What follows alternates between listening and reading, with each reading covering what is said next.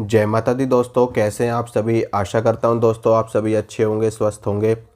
दोस्तों आज मैं आपको बताऊंगा कि अगर कोई ओझा, कोई तांत्रिक, कोई भगत आपकी देवी को बांध दे, आपकी कुल देवी को बांध दे, या आपके शरीर पे जो शक्ति आ रही है, जो देवी आ रही है, उसका बंधन कर दे, तो आपके साथ में क्या क्या होता है, कैसे आपको पता चलता है कि आपकी देवी बंधी हुई है। देखिए दोस्तों, जब हमारे ऊपर कोई शक्ति आ रही होती है तो बहुत सारे लोग ऐसे होते हैं जो ये नहीं देखना चाहते कि आपके ऊपर शक्ति आ रही है, आप लोगों का भला कर रहे हो, आप लोगों के संकट काट रहे हो, आप लोगों का कल्याण कर रहे हो, आपके लोगों के काम बन रहे हैं, या फिर आपकी गद्दी, आपकी शक्ति बहुत अच्छा कार्य कर रही है। तो बहुत से लोग ऐसे होते हैं जो ईर्ष्यावश आपकी शक्ति को बंधवा देते हैं किसी ओझा के पास जा कर के। और ऐसा कार्य करने का सबसे ज़्यादा हाथ जो देखा गया है वो परिवार के लोगों में ही देखा गया है। परिवार के लोग कैसे, जैसे कि आपके चाचा ताऊ हो गए, या आपके जो पिताजी हैं उनके भाइयों में से कोई हो गया, आपके जो दादा परदादा हैं उनके भाइयों में से कोई हो गया। तो ये परिवार के लोगों का ही हाथ इस कार्य में ज़्यादा होता है, क्योंकि परिवार के लोग ही एक दूसरे को आगे बढ़ते हुए नहीं देख पाते।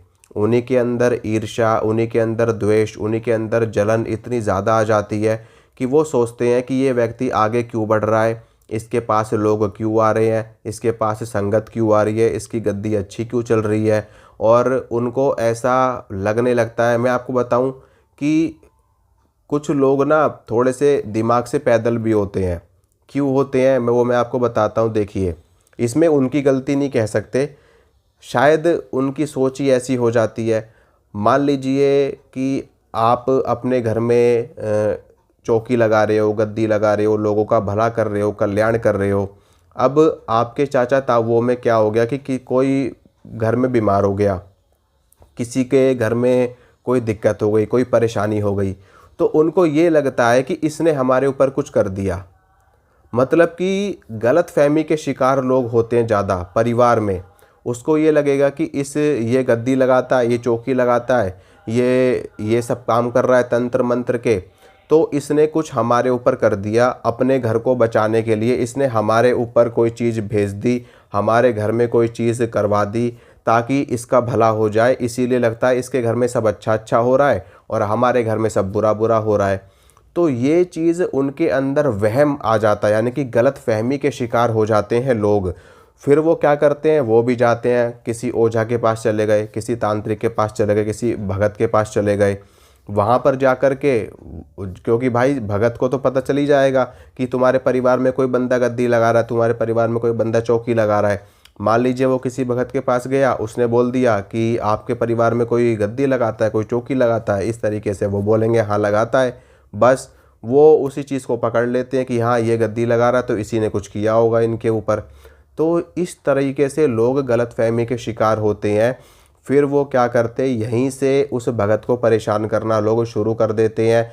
परिवार के लोग ज़्यादा परेशान करते हैं। फिर वो क्या करेंगे, वो भगत कोई क्रिया करने के लिए बोलेगा तो वो क्रिया करेंगे। वो घर में कोई चीज़ दे करके जाएंगे, घर में कोई चीज़ फेंक करके जाएंगे, घर में कोई चीज़ गाड़ करके जाएंगे, ताकि उस भगत की जो चौकी है, जो गद्दी है, उसका सब मतलब बेकार हो जाए।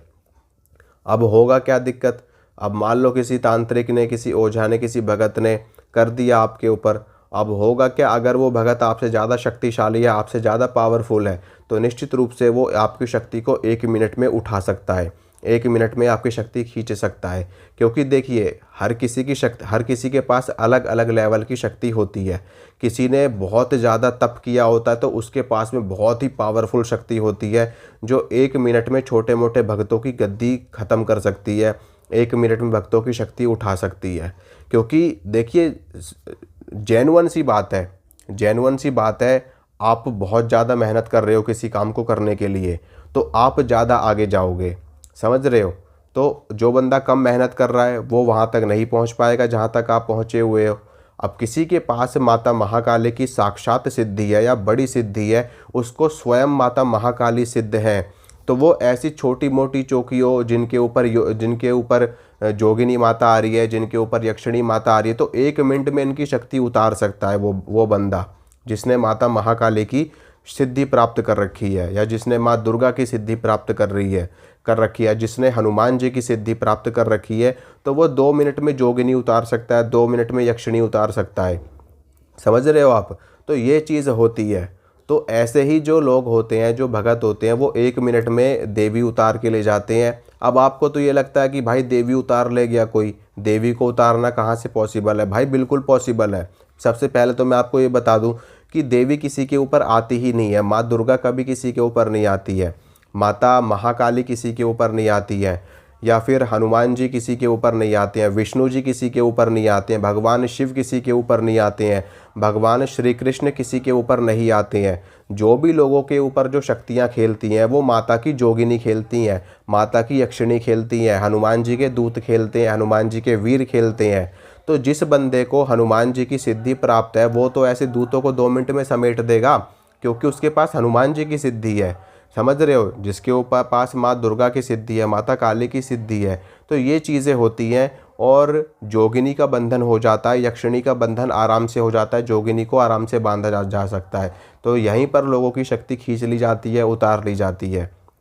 तो ये चीज़ें होती हैं। अब मैं आपको बताता हूँ कि आपकी जब शक्ति बंध जाती है तो आपके साथ में क्या क्या होगा। भाई सबसे पहले तो आपको समस्याएं आनी शुरू हो जाएंगी, आपका शरीर ठीक नहीं रहेगा।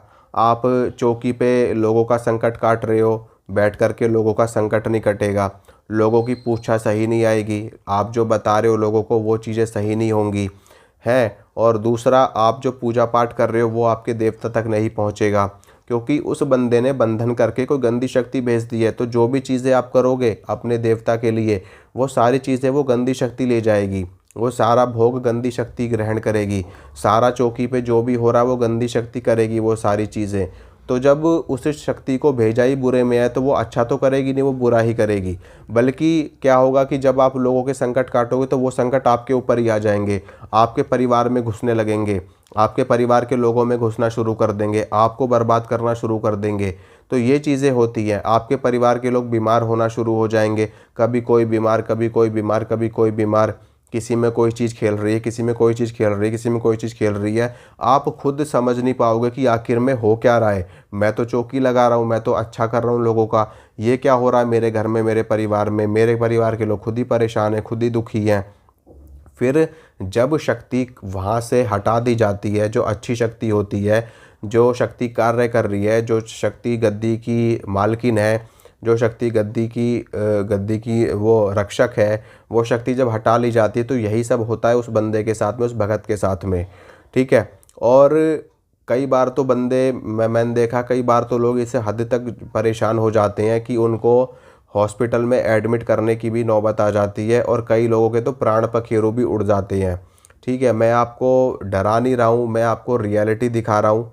अभी कई भक्तों के साथ में ऐसा हुआ है कि वो लोगों का काम कर रहे हैं, लोगों की क्रिया काट रहे हैं, लोगों के संकट काट रहे हैं, और कई बार शक्ति उनके ऊपर उल्टी पड़ गई तो उनके ही प्राण चले जाते हैं। ऐसा बहुतों के साथ होता है, बहुत सारे भक्तों के साथ ऐसा होता है। या फिर उनसे कोई गलती हो गई तो उनके ऊपर चीज़ हावी हो जाती है और उनको ही परेशान करना शुरू कर देती है।